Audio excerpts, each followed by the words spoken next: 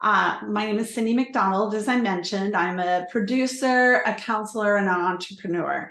And I especially love the producer part and being able to interview experts in subjects that you care about.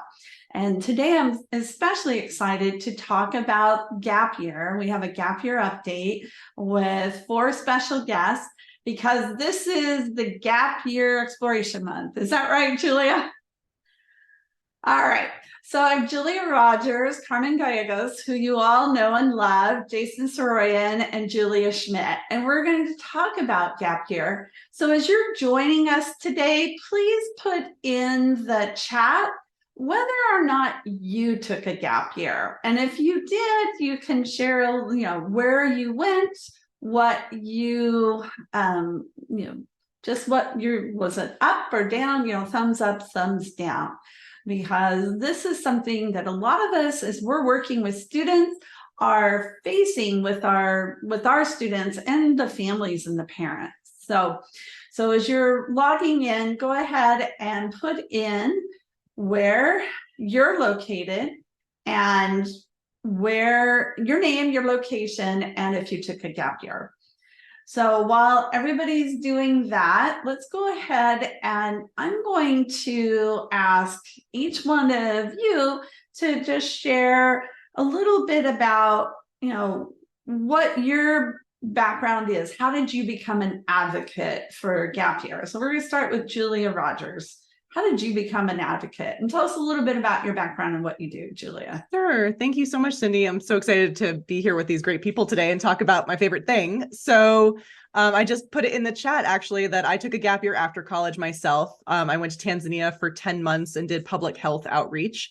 And through that experience, I became really enamored and interested in the concept of gap time, especially during these young years, 18 to 25 years, when you're really in this formative growth state.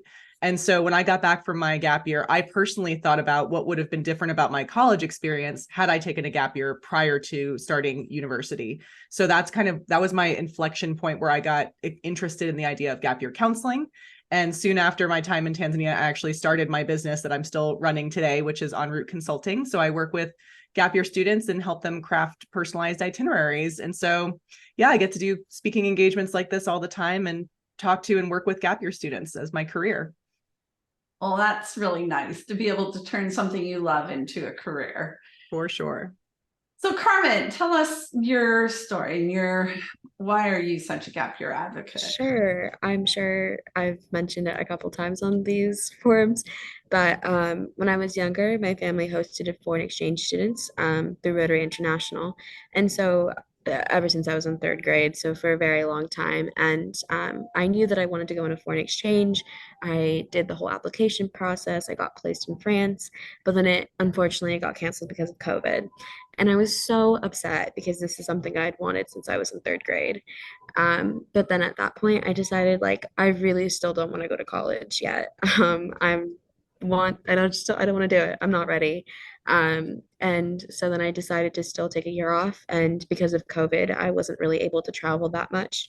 When I could, I did go to Hawaii and Mexico when the borders were open and it was safer. But I mostly worked and just spent time not being in school. And I think that really changed my perspective on school and life and the trajectory of where I ended up going to college. Really, I don't think I would be here on the East Coast. Right. I think that's very true. Julia Schmidt, let's share about your background and your experience. Yeah, absolutely. So, hello, my name is Julia Schmidt, obviously. I am from Fauquier County, Virginia, and I graduated high school a little while ago. And basically, I had COVID my sophomore and junior year of high school. So I had a conversation with my parents that basically went hey, you're not where we want you to be maturity wise, so you can either take a gap year or do some more international high school or something like that. And so I chose to take a gap year, and it was amazing. It was just fantastic, and I got to travel and learn a lot. And I think that if I had gone to college without my gap year, I would have not been successful. So it was really, the time off was really crucial. And tell everybody which school you guys are at right now. Yeah, so I'm at West Virginia University, WVU. Okay. And I go Carmen? to Stevens Institute of Technology in Hoboken, New Jersey. Good. And Jason, what about you? How did you become an advocate for gap years? In college, I was studying wildlife and conservation biology, and I spent some time in East Africa with a really amazing and avant-garde experiential education program. And it inspired me to want to go and lead those kinds of trips for others once I graduated. And so I spent much of my early 20s leading outdoor and wilderness leadership programs, which led into an awesome opportunity to direct a gap year organization, which is where I met my wife, Jane. And for the last 14 years now, she and I have worked as gap year coaches and counselors like Julia, supporting students who want to take this time. So it's been really amazing to be in lots of different roles and see through a lot of different lenses why people take this opportunity. And to me, it feels like one of the greatest things, one of the greatest gifts you can offer yourself. So tell us how do you define a gap year? What is that? We use this term and sometimes parents are worried about it because they don't want their children to just take time off. So what is the definition of gap year? Jason, let's start with you. So anticipating this question, I dropped into the chat the new formalized definition that the Gap Year Association has recently adopted. Julia and I are both part of the board of the Gap Year Association, and so we've been going through a strategic planning process. Julia, I presume you resonate with this definition as well, or some version of it, but it's just an intentional period of time that an individual is stepping out in the world for their own personal growth. And that could be educational growth, of course, in a more formalized setting, but it tends to be more experiential education, that hands-on learning. I know that we look at it at J2 Guides as part of your educational trajectory. So it is a bridging between two moments in your life, bridging maybe between that graduation moment of high school and when you go on to college. It's not kind of a path off into the sunset, into infinity, right? For its own sake, it actually is meant to bridge these two things. And thus, in that meandering journey, you're really amplifying your abilities and skill sets to be successful wherever that destination is that you end up, college or otherwise.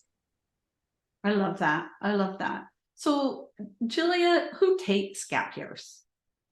Yeah, I think that this is actually especially pertinent for the audience that is going to be watching this webinar, because I think that a lot of times when you come into the gap year with a certain lens, or by knowing certain students or certain people in your life who've taken gap time, you tend to start to attribute a gap year to those people rather than the really broad range of students that we see taking gap time and thriving in gap time as well. So I tend to, just for the purposes of education, kind of tend to create little models or profiles of different gap year students. But in the general sense of the word, I think that we see gap year students taking gap time for different motivations, such as students who are high performer, high achiever students who are facing academic burnout or life burnout. We see experiential learners who really don't love the classroom environment, needing to take time away from the formal classroom to gain that motivation and sense of purpose towards higher education. We see students, like Julia said, who just want to kind of grow, mature, explore the world around them, discover their curiosities, and then use that information in their higher education experience or in the workforce. We see students who are tackling physical or mental health challenges, who use a gap year to kind of heal and feel ready for higher education. We see students who want to just see the world, explore their cultures, have adventures, take a bite out of life. So really a gap year is sometimes what I call, to quote Harry Potter, the room of requirement. It becomes what you need. And I think that Carmen put that really eloquently. Her gap year wasn't what she expected, but it still was a really useful tool. And so I think that as long as you're going into it with intention, a gap year can be powerful for just about every type of learner and student. And to build off of that, Julia, I think it's so interesting we're using that term gap year, because often in the US we talk about gap time. That definition that the Gap Year Association has adopted is really not defining how long this needs to be, right? It could be that summer between high school and college. It could be that you're a January admit, and so you've got 6 months of time, or it could be a bit more open-ended, which, again, just lines up perfectly with what you were saying about just this wide range of profiles of individuals who take this time. Yeah, thanks for adding that, Jay. Well, and that's important to understand too, that it doesn't have to be a defined period of time, that it's more the experience that you're looking for.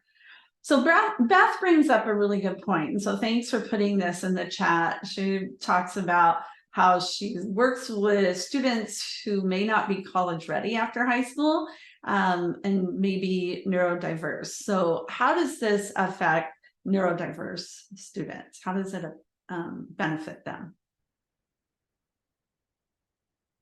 Sorry, who do you want one of us to start, Cindy? Just feel free Yes, to please call it out. All right, I'll tack this on. I'll start, and Jason can always add on to it. But I think that one of the great things about Gap Time is that there are a lot of programs that are actually geared towards neurodiverse students. So there are specialized programming available, and also depending on what types of growth those neurodiverse students need.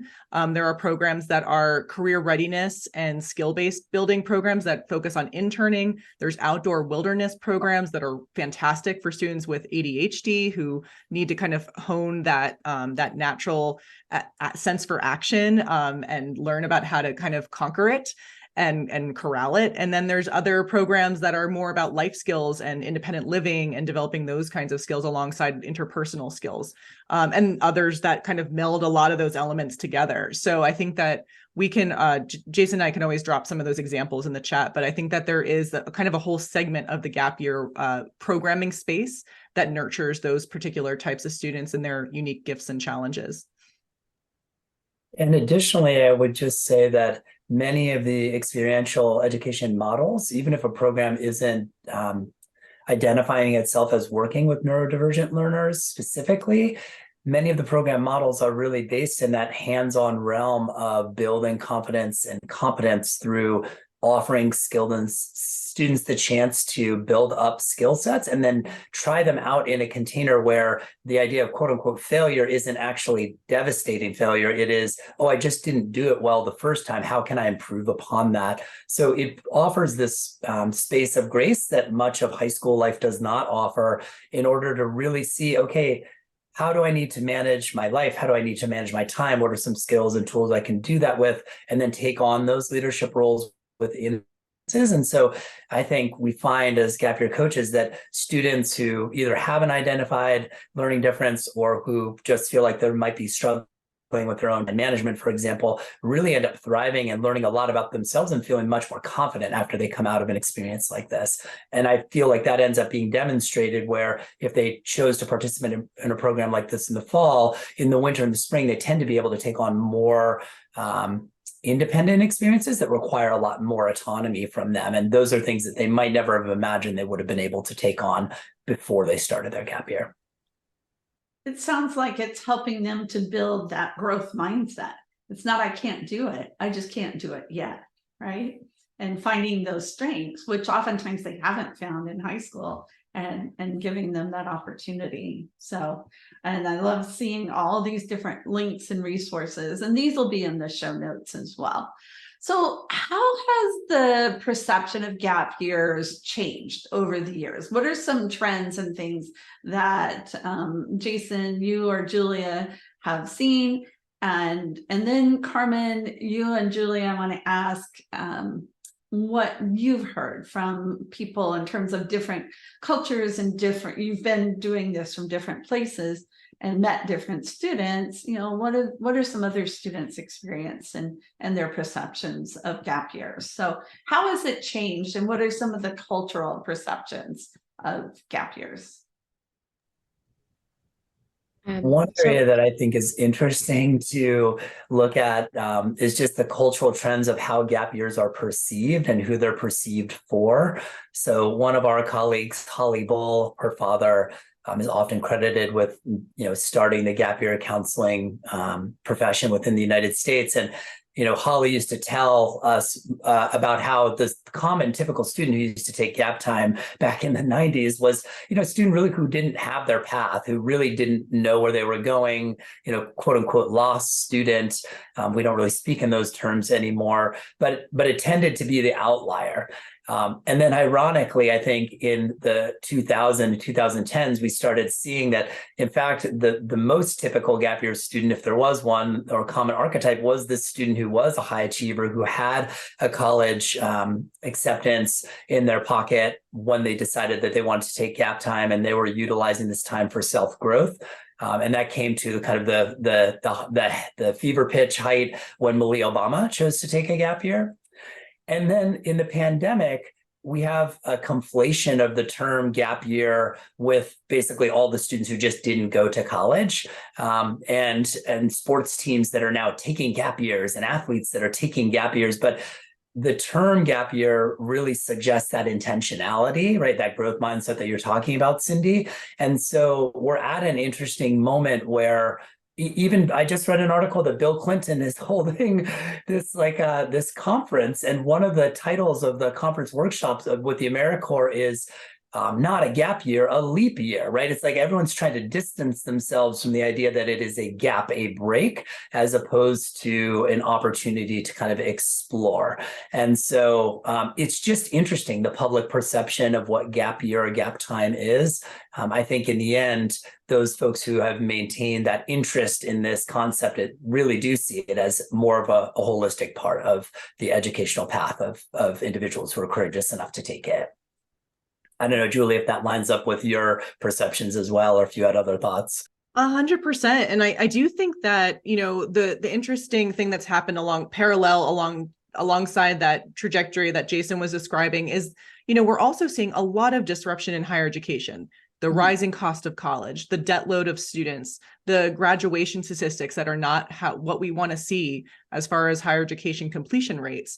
And so I think that we're hopefully, as a society, expanding our notion about what success looks like and how to create a successful pathway, not necessarily to this 4-year degree right after high school, but we want to create young people who are curious and engaged and know why they are making the educational choices that they are making. And so a gap year is an incredibly powerful tool for students to make those intentional choices about higher education, and also to expand the should. I should go to a 4-year school. Well, maybe you actually should go to a vocational school because you're great with your hands and you want a career in carpentry or electrician work, which is what our society needs. And so I think that we're also creating more broad-based acceptance around these different pathways. And I think that the Gen Z is really leading that charge too. They do not want to be put in a box, which is awesome. Yeah. Well, I think that segues great. I'm going to change my question for Julia and Carmen. Tell us about your gap year and what did you learn and what was your experience? So Julia Schmidt, let's start with you. Tell us a little bit more detail about, because you did a lot of different things. Absolutely. Yeah, so I had a very diverse experience in my gap year. I kind of created this program with Julie Rogers, who was my gap year counselor, and I wanted to start in the States, and then I wanted to travel after I had done some independent stuff in the States, because I had traveled with my family, but I had never traveled alone, and I knew that maybe it would be a little too much. So that's kind of why I went to the locations that I did at the beginning. But in September, I started with a program called ARC in the Pacific Northwest. And we were in Montana, Wyoming, Washington State, kind of in the Pacific Northwest area. And then we went to Hawaii, which was amazing. And that was super, super special. And then in February, I went to New Orleans and did volunteer construction for a month during Mardi Gras, which was super fun, and just kind of learned a little bit more about that, about how New Orleans was affected after Hurricane Katrina. Kind of, we're talking about this wealth disparity in urban areas. So I learned a lot about that. And then I went to South Africa in June, and I worked at a game reserve. So that's kind of my trajectory. It's a lot, but it was super fun. Yeah. What did you learn from all of that? What did you learn about yourself? So I learned about myself that, first off, I think that it's important to emphasize that I was very scared of adulthood. Like, college is traditionally thought of as your first step as an adult, right? And I was just terrified because around me, it seemed like all of the adults in my life were kind of in this rut of just like working a job, and you'd go in but you don't really like it. And I learned that adulthood is exciting, and then it can look different for everybody, and kind of meeting non-traditional people on my trip was super, super helpful for those growing pains that I was experiencing. And I learned how much I love to work with my hands, and yeah, it made me more positive about the world. So yeah. That's great. That's great, Julia. Carmen, how about you? You mentioned the different Sure. places. You were in such a unique situation. So let's talk about that a little bit. Yeah, because of COVID, I didn't have the opportunity to go to France like I originally intended, but I knew that I wanted to have this like year of like having adventures where I could, or just exploring things outside of the structure of high school. Because I'm very much like a type A student. And I think I put a lot of pressure on myself in high school. And it was kind of like oh, like once I graduate and then, I get to like go on exchange, then go to college. And then when that didn't happen, I was like, what was all that for? What did I just do that for? Um, and so I think having the opportunity to work for a year, but then also be able to go to Hawaii and Mexico when it was safe, but then also like taking a trip to the beach by myself. Like that was the first time I drove that far, which was 2 hours to the central coast of California. Those were the first times that I had done those things, and the first times that um, I just didn't have the structure of like I had school at 8 and I was done at 3, and then I had dive at 4 and I came home at 6. You didn't have that, and so getting to fill that time with, for me being at home during COVID, like I grew a garden. I built like an above like what is it called when it's like a raised bed. I built a raised bed. I painted. And when I look back on that time, I'm like, wow, I had so much time to kind of do nothing now that I'm in school. But I'm so glad for it because I mean, like life is just going to keep happening. But I'm glad that I got to do some of the things that I enjoy without needing to be in school or really like have a career, just like focus on being 18 at the time. Mhm. And you started a small business doing charcuterie boards. Oh, yes. Yeah. Right. Because the only place to go that was like safe and okay during COVID was the grocery store. And so I started going to Trader Joe's, like making a trip out of it and buying cheeses. And I got really good at like, and I wanted to go to France. So this was like a perfect way for me to kind of express that. So I started to buy cheese and I got really good at figuring out which cheeses were the best at Trader Joe's. And so it became this whole thing where I'd post them on Instagram and I'd make them really cute. And then people started saying like, oh, you should sell them. And so I ended up doing it until I went to college, and it was so much fun. Yeah. So it gave you an opportunity to explore things that you wouldn't necessarily have been able to do otherwise. Oh yeah. So the question has come up, and this is our next topic is, so we all agree that the benefits for doing gap year, those are definitely quantifiable and also qualifiable. But the logistics is another aspect. So Julia and Carmen, did you apply to colleges and then do your gap year? How did that work for you? And then Jason and Julia's talk about how the colleges look at that and what some of those logistics are. And it looks like Deepika is asking about athletes too. And so that you may be able to address that. So Julia, did you apply to college and then get a deferment, or how'd you do it? Yeah, so my story was very much mom and dad, came with this expectation that this was kind of the path. And I was like, okay. So it was my senior year, late into my senior year of high school. And this expectation had been set that I was not going to go to college. So for the time being. So I went to my high school counselor and I just want to preface by saying, like, my high school, I went to a public high school. What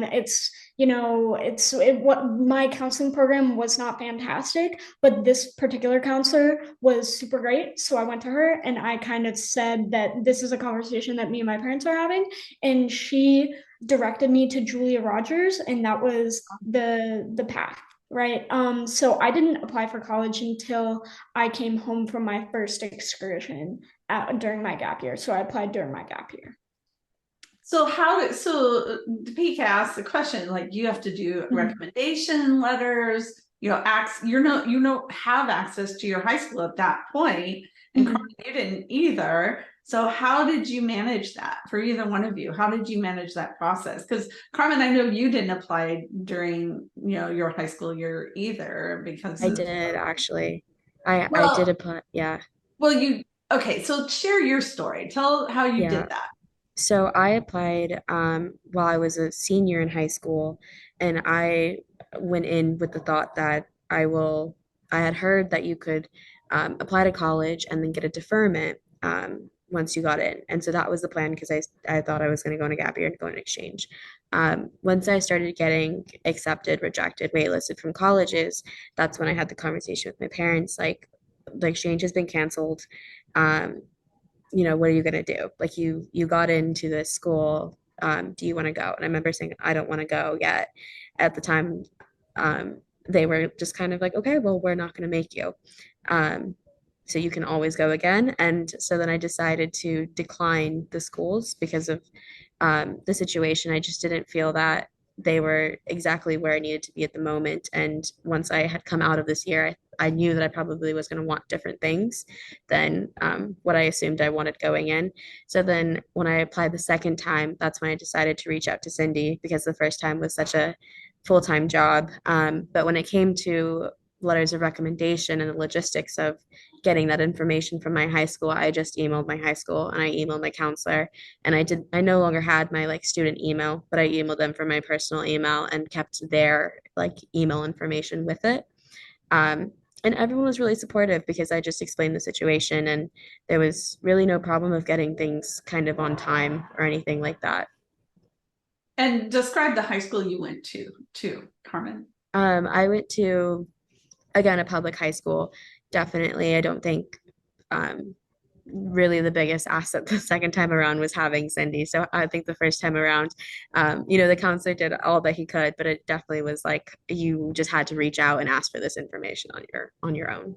Yeah, you have to be your own advocate. Oh, absolutely. But that's interesting and important that you found it you were still able to reach back to them and get that response. Julia, you were going to say something. Yes, yeah. So I really, like, when it came to me after high school, it did indeed take a village. So I had when I was applying to college, we had like a local college advisor that I met with, and she was super amazing. Her name's Luann.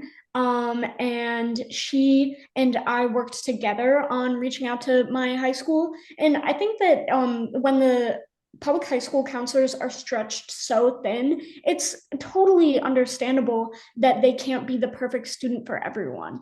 So I think that advocating for yourself and also just reaching out to those teachers, like before I graduated high school, I let them know. It's like, hey, I am planning on asking for a recommendation letter from you in the future. So I just want to let you know that will be happening. And that was really good. So just preparation, I think, is important. Did you send them information like your list of activities or resume or anything beforehand? Yes. So Yeah, so they I reached out to them and I sent them all resumes, and that was helpful because things had changed since I had graduated from high school, and then I'd taken this very intentional year off. So I think that was, I wrote my whole letter, all my essays was about my gap year, my main essay that I used for all my colleges. And I think that it was really good. It was helpful for getting me into schools. So yeah. great. That sounds great. So Jason and Julia, what do you do as advisors? How do you help students, bridge that or manage that process? Yeah, I think even just to kind of talk about those different paths and what we see as the most common options, and I'll let Jason kind of jump in as needed too. But, we tend to see students either doing basically one of three things, I think broadly. One is that they apply senior year and then ask for a deferral. So that has its own process of you wait till you hear back from colleges. And then usually each institution has their own deferral process and their own deferral requirements. So a lot of times you have to write a letter about what you intend to do with your gap year. And if the school approves it, they'll rubber stamp you, they hold your spot for a year, and then where you're going to school on your gap time. And then, what Carmen and Julia ended up doing, which is the apply on your gap year program, it does require those extra pieces. You need to make sure you have all of those elements in place. And you also make sure you have the time in that late fall part of your gap year to finish those applications up and get them out the door. But we are seeing, at least I am seeing, more students going for that second option because of that wanting to know more about themselves before they decide and promise themselves to an institution. So I think the biggest change I've seen since the pandemic is more students applying to college on their gap time, which I think, again, you do have that opportunity to kind of advocate for yourself and talk about the experiences you've had if you have some interesting things to talk about in that first half of your gap year. The third thing that we tend to see now is Z listing or kind of offered deferrals or Jan or Feb admissions. So those are students who maybe have indicated they're open to taking a gap year, and then at a typically highly selective institution or institution that's having capacity issues, they may offer a student a gap year opportunity, which sometimes students don't even know that they wanted it until they get offered it, and then they accept that. So Jason, what would you say? Is there any other situations that you've been seeing? I mean, you articulated that so well in terms of those three scenarios, and I agree that those are kind of the three most common scenarios we see. The one thing that I think thematically that everyone has shared, Carmen and Julia particularly, is just the need to be very forward thinking about it, because I think a lot of students aren't aware of how all engrossing and encompassing a fall gap year experience can be. So, imagine being on the program that Julia was on. She's constantly on the move. She likely doesn't have a laptop with her. She's not going to be emailing back and forth. Some programs don't even allow students to have phones for the first several weeks, if at all. So nothing is really happening while that student is gone. And then there's the reentry of coming back. You come back by Thanksgiving, you come back by December, you've been in Patagonia, and all of a sudden you're in the grocery store and you're like, why are there 10 mustards here? Who needs 10 choices of mustard? I'm totally overwhelmed. And it's just mustard. Let's not talk about like the fact that I'm no longer speaking Spanish anymore, or I have running water in my house and I'm just trying to wrap my head around it. So reentry is a real thing. And you likely, as an 18-year-old, are going to want to be reconnecting with your friends and celebrating the holidays and just trying to figure out what it means to go on your next portion of gap time. So preempting all of that in the summer is so key and critical. And then the other thing I'd say is Carmen was talking a little earlier before we began about one of the schools that she was aspiring towards in California. And it should be known that not every school in the U.S. offers a deferral, right? The UCs and the Cal State schools are notorious for not, right? And you probably all know that as college counselors and advisors, but it is pretty challenging. If you want to go to UC blah, blah, blah, and you get in as a graduating senior, you have a tough choice to make about saying thank you, but no thank you, I'll reapply next year, or I'm going to go now, and do I take gap time after maybe my first year? So those are just a few other things to add to what Julia so articulately put. Thank you. And what about for athletes? You mentioned that earlier, Jason, about how athletes are now taking more gap years. So how does that differ if you're an athlete? Does it That is so eligibility tricky. on hold, or what does it do? Well, I guess it depends if you're a recruited athlete, and we see this in other iterations too. You know, if you're in a performing arts program, or if you're going to a school that is like an engineering focused school, a lot of these programs are going to say, if you want to take a gap year, it isn't going to happen right now with us because we want you to come right now. You have the skill set we want right now. And so you really need to work with your coach or your recruiter to see if a gap year is at all a possibility. The thing, I'm from California originally. We didn't have this as an option when I was graduating school, but the East Coast is full of PG years, right? Where essentially you take this 5th year of high school so that if you're an athlete, you can continue to develop. And maybe that offers you some of these benefits of gap time that you wanted in personal growth. And it allows you to mature as an athlete a little bit more or recover if you're an athlete who's concussed or something like that so that you can go in and play. But it is very tricky for athletes, for musicians, for engineers, because the schools want you for who you are right now. And so deferring that can be a little challenging, particularly if you get outside the D3 realm of athletics. Julia, Yeah, no, I think that you're right. But again, for every rule, there's an exception. And so I think that what you said was really good about working with your coach or recruiter. So because I actually had a student a couple of years ago who went in for, I think it was rowing at Cornell or something like that. And because of their roster, they actually said a gap year was ideal because they knew the athletes that are going to be graduating the following year. And they were like, oh, great, this is perfect. We know that you're going to be starting this next year. And that's perfect for us. So sometimes things actually work out in a different way, but you wouldn't know that unless you were working directly with these coaches and, were very clear and transparent about your desires and your plans. So there may be opportunities where it's actually to your advantage to go to a certain school if you're willing to take that extra year. So I would just say have those conversations when you're in that investigatory process. And there are also beyond the PG years, there are, for some sports, there are development programs that are non-academic.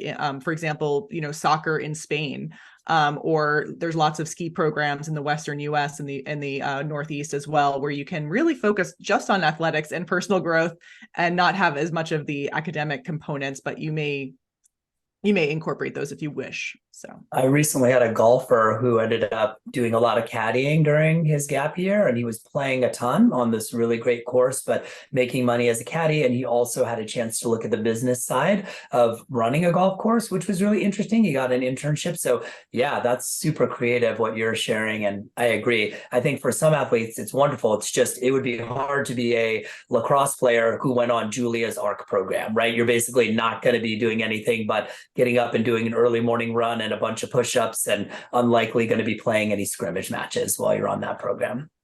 Mm-hmm. Well, and that next week we're going to have a panel of athletic consultants, and so those are, we can go into that a little bit more next week. But it is a good topic for us to understand. So I'm going to ask Julia and Carmen this question. How has your gap year impacted your education? So Julie, you're started as a freshman. Carmen, you're in an engineering school and you're a sophomore, junior. What are you right now? A junior. Time flies. All right. So let's start with you, Carmen. How has it impacted your college experience? I think it just gives you, it's given me a bit of reality. Because at least for me, like being in AP classes and honor classes in high school, you don't get a grade in real life. Like you have deadlines and you have things you need to do, but you need to be in charge of your own time and figure out what's best for you. So I think that changed my perspective going into college of my own time management, what I wanted to prioritize. How do I accomplish the things that I want to do? I don't think I would have been on the East Coast had I not taken the gap year. I think that would have probably been at some college in California. Because your list of colleges changed from the ones you applied to when you were graduating from high school. So insanely different. So I think the first time around, it was a lot more about about the kind of fame of the school. And the second time around, it was more about like, what does the school have to offer? Like, what do they do to support students? If these are things that I want to do while I'm in school, will I be able to do them? How can I do them? What does living on campus look like? Those were questions that I don't even think I was asking the first time around. They were not a thought in my head. I just was like, I want to go for engineering, and that's about it. And did you even know what engineering was? I don't think so. I don't think so. I think that was so that was a gray area of space where I was just like engineering. I knew it wanted to be STEM, but I didn't know exactly what it was. And it wasn't until after where I was like, oh hey, I took environmental science in high school and I really liked that class. Like that was one of the professors or one of the teachers I reached back out to ask for a letter of recommendation. And he sent me one when I was on my gap year. So Good. Julia, how about you? Now that you've started school and you had that phenomenal year last year, how do you think that's helped you? Oh my goodness. I believe like I was okay in high school. My grades were fine, but I was not as competitive as you are, Carmen. I was not taking the AP classes. I took like one honors English class. But I did a lot of extracurriculars. And so I think that if I had gone straight to college after high school, I would have not applied to as competitive schools. Because I think that I might have gone to, and even if I did get into a college, I would have not finished like my spring semester. I just like my time management was not there at all. So I accredit all of my success in college and just like being able to stick through it with my gap year. So that's kind of where I am right now. I know that things, and I think that I'm a little bit more prepared that things might change and that I'm going to be okay. Like, I definitely have a lot more confidence in myself. And I think that's a great message to be able to share. And I'm so glad to have you be able to share that, because we as counselors, advisors can tell students this will happen, but they're not going to believe us, but they'll listen to you. So yeah, thank you. Yeah. Now, so Jeffrey brings up a good question. What about taking a gap year? And you alluded to this as well, you know, starting college and then leaving and taking time off. And there, you know, those of you who know about LDS missions, it used to be very common. Now it's not quite as common, but it's still, you know, you'll start for a year for college and then go away for, you know, 2 years, 18 months. And so does that make it different, or is that less common? What is your experience been with that? Yeah, well, I think that, again, the pandemic has changed a lot. And I think that a lot of students were making choices about where they went to college without having visited them, or sometimes without having more information about what they wanted to study.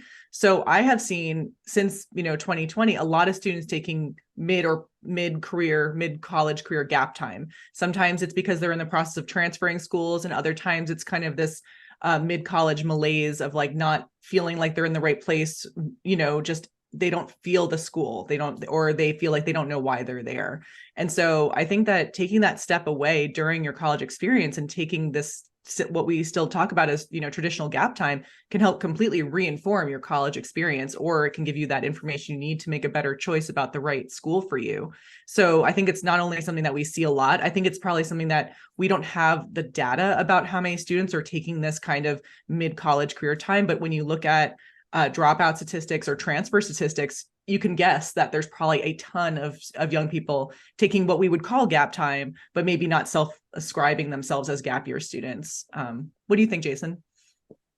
I agree with you completely. And this question, it's so interesting how we can interpret a particular question. And Jeffrey, I'm not sure if you have a student of your own or a child of your own who's thinking about this. One of the things that always comes to me is when we have students who are on the fence about taking a gap year, and then they decide they're going to go to college and they spend a semester there, and then they drop out, right? Because it was too overwhelming. They didn't feel prepared, whatever happened. I mean, college is like you talked about it, Carmen. It's like, so there's so few things that we have done in our lives before we leave our parent or guardian's homes. And all of a sudden you're out there in the world managing all your own time. And so I would always prefer that the student know themselves well enough to say, am I ready for this thing? Do I know enough about it to know if I'm ready for this thing? Am I going to be successful? And if not, if I don't feel 100% confident about that going into college, would gap time help me become more ready to be successful there? So unfortunately, and I'm sure, Julia, it's similar with your practice, but we see lots of students in late summer and in late fall who have already gone to college, who are either thinking, oh my gosh, I'm not going back, or I'm not ready to go back for the next semester. And that's always a little devastating, because along with that comes some measure of shame or a sense of failure, which is not how we want to start anything. And that was my experience in college. So I spent time taking gap time because I just felt like my grades were slipping and my attention was slipping in school. And I left school. I left the third quarter at UC San Diego in my junior year. And that was very difficult to recover from emotionally, because I didn't know why. I had been successful up to that point. I didn't know what was coming. And that's a hard place to dig yourself out of. Thankfully, my gap time was inspiring enough that, I really wanted to go back, and I was able to be successful again. So I really encourage students who are all thinking about this to get clear with it and talk to a Carmen, talk to a Julia, talk to somebody who's taken this time and seeing the benefits, because, you can talk to all the adults you want and say, oh, this is a great idea. Look at the stats, look at the data. But it really is just the student experience of like making this choice isn't going to derail you. It's actually going to help you come back stronger. Totally. I think just to put an underline under that, I would say that the students that Jason and I tend to see who are taking a gap year during college, it's not because things are going great. It's because they maybe didn't take a gap year when they were interested in it, or they've discovered that they need to reassess what they're using their college education for. So if we saw, twice as 3 times or most of students taking gap time after high school, I think that the college completion and retention statistics would be much different in our country. Mm-hmm. Mm-hmm. Definitely. So I have 2 questions, and then we're coming all to the end of our hour.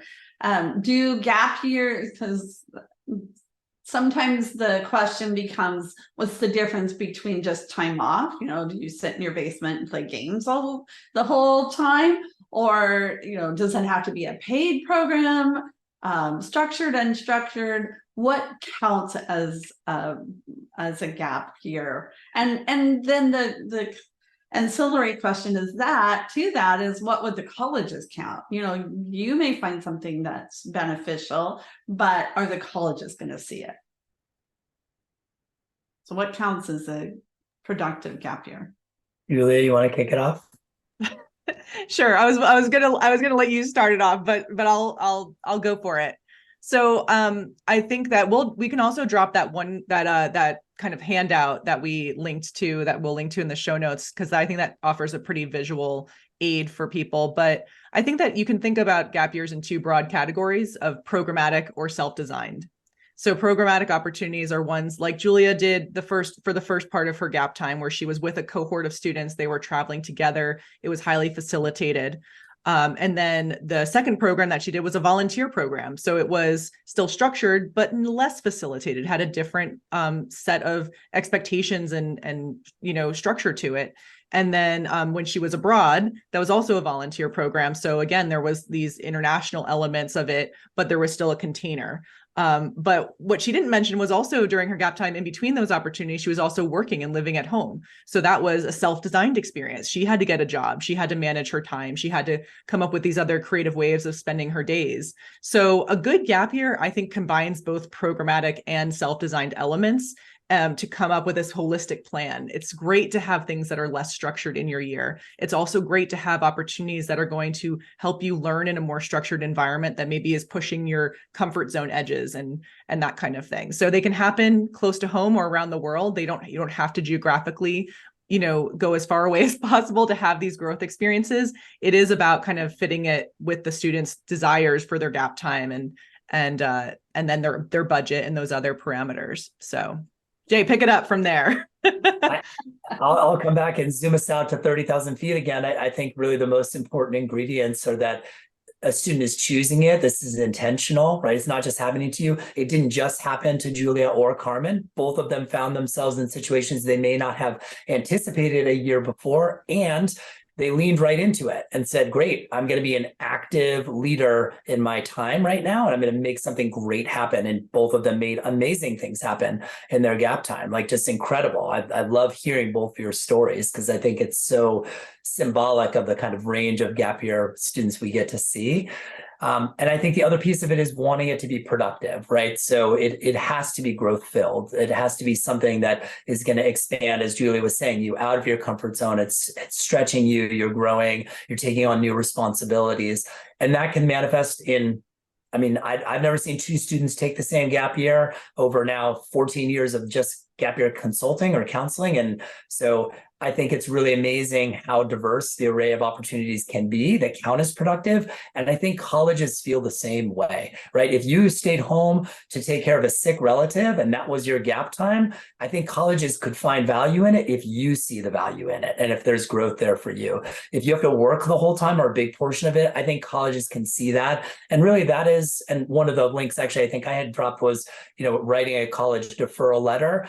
Really, you're just trying to help demonstrate to these colleges why this is valuable to you, because in the end, if it's valuable to you, it will be valuable to them. You will be a more engaged and productive member of their community, which is what the colleges want. They want to retain you. They want you to do all 4+ years at their school. They want you to actually, come after you've taken that gap time. They want you to actually go to their school initially, right? They want you to be a satisfied alumni, right? Or alum. So I think colleges actually are really open to lots of ideas, from working with sea turtles on the beach in Costa Rica to working the whole time and making money to going on some amazing program. If you see value, they will see value. And I think that also I think that just taking a gap year and calling it a gap year and talking about intention as part of it is signaling to the college that you are a self-directed learner. So just by labeling yourself a gap year student, these are higher education professionals that understand the concept of gap time. They understand the value of it. And for students who are confident in themselves enough to say, like, yes, I'm going to be bold and I'm going to do something that is not necessarily considered the usual route, I think that that's a really powerful signal to a future college. Mm-hmm. I agree. So I'm just going to bring up, because this is one of the case studies that I have in my UCLA class, is a student taking a gap year. They'd applied during high school, had been accepted and asked for a deferral, and received a deferral, but came back and then had, because of their experience, said, oh, I don't want to go to the school anymore. What are the ethics involved in that? Can they go back to, are they obligated to go to that college because they said they were going to? And if they don't want to go, what do they do? So how do they handle that situation? So my experience, and I'm not a college counselor, so you all may know more than I, but my experience has been you're putting down a deposit to reserve your spot at that school. And if you decide not to go to that school, you're relinquishing that financial deposit. It also means you're in that strange position where you need to reapply. And if it's not the fall of your gap year where you're applying for the next fall, say of 2025, you're kind of in a tricky situation because you might be taking a second gap year, right? If you relinquish that one deferral. And so that's why it's so critical that you get clear on what school you want to go to prior to the end of the fall of your gap time in case you do need to pivot. What I do, and I've heard, is highly frowned upon, and if not like testing the boundaries of legality, is putting down a deferral deposit at one school, putting down a deferral deposit at another school, trying to hedge your bets, holding multiple cards, or keeping a deferral in your back pocket that you put the deposit down for, and then reapplying to other schools during your gap year. There have not been many that I've heard, but the horror stories I've heard of those admissions directors talking and then relinquishing or reneging on all of the acceptance offers, that is going to be a terrible scenario for a student. Julie, has that been the same for you? Have you heard the same? Or Same. Yeah. I think that we do not want to get into a situation where institutions of higher learning do not allow deferrals because people aren't playing nice in the sandbox. So I think that it does happen that students will change their mind during that period of time. And what I always say is that once you make that decision that you do not want to go to that school that you have a deferral promise to, you communicate with them, you relinquish your spot, and you see what you're going to do next based on that decision. So you just have to keep everything above board. Yeah, communication is the key, and and keeping those lines open. But they lose the deposit, and then they're able to. And a lot of times students do end up with 2 years, especially here in California, because of the application season, because schools won't allow deferrals. So they come back from their gap year and then do the college application. So I've had students end up with 2-year gap years for that. All right, so thank you. This has just been so informational, inspirational. I'm going to ask one more question of each of you, and just give us 2 tips, 2 pieces of advice that you would like to share with students and parents.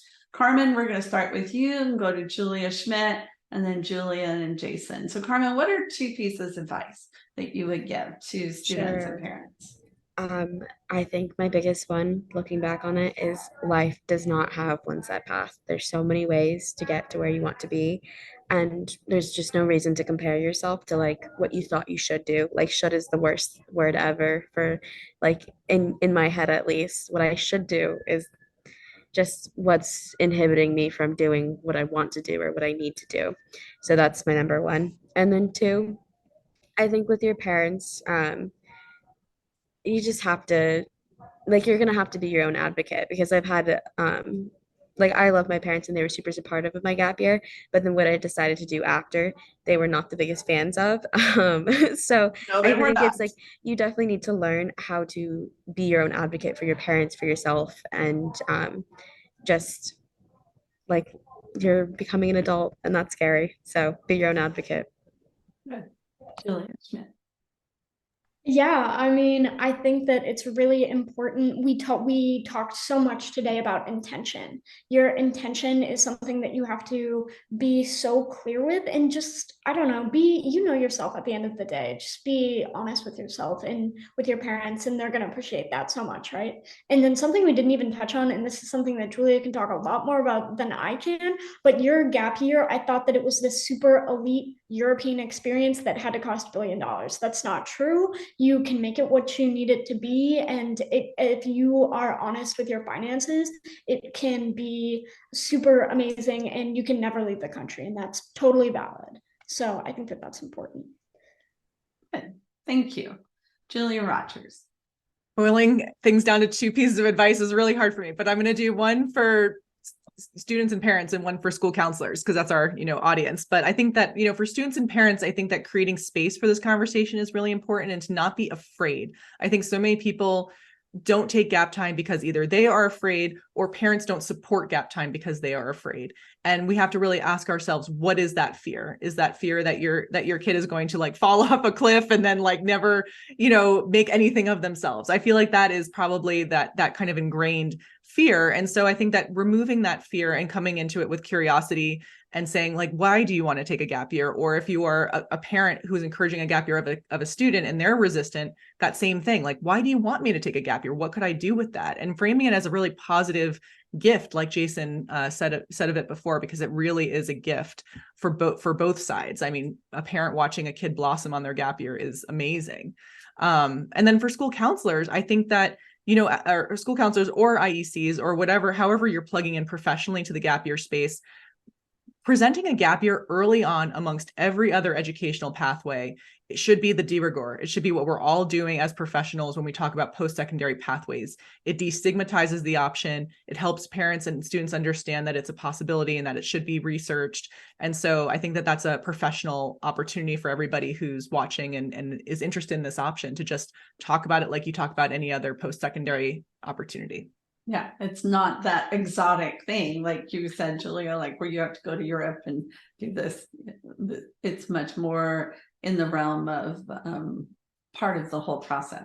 Jason, what's your last 2 tips? Well, I don't know if there'll be 2, but there'll be one with some points in it. And I think Julia Schmidt nailed it with your impression of what adult life looks like. So I think some of the things that are hard to understand when we're younger and we haven't been out in the world is like what the reality of adult responsibility looks like. And if college is your path, once you graduate, I find that students are much less likely to pursue these things because they immediately want to get into their professional lives. I was just coaching Girls on the Run yesterday, and there are these amazing Smith College students who are helping us out. And I'm talking to both of them about what they're doing. One of them is going into investment banking, and she's going to spend 3 years that she knows are going to be her worst years of her whole life going into investment banking right after she graduates because it's going to be so challenging.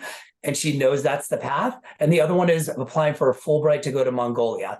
These two could not be more yin and yang in terms of their approaches to doing this. And the reality is, this is the moment, right? This is the moment where one chapter is closing, finishing high school, and the next chapter, college or whatever it is for these students, it does not need to open this next moment. The gap year can be an incredible experience, which will help students align with their heading for the rest of their lives in college and then beyond.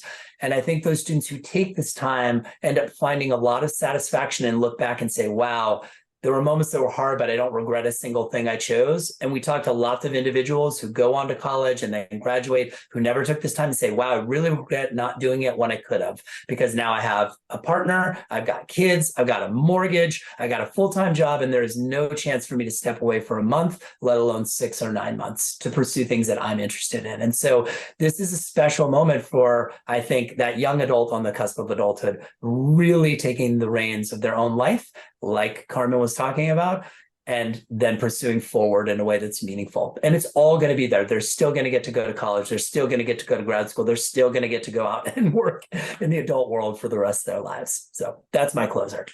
Well, thank you. Thank you all, and appreciate your time and dedication to this, enthusiasm for it. And I think, just to cap on what you just said, Jason, you're not leaving anything behind. You're not leaving anything out. You're just building on it. And I think that's a really important message to share. So thank you again. I hope everybody has a wonderful 3-day weekend, if it's a 3-day weekend where you are. Thanks to everybody being here today.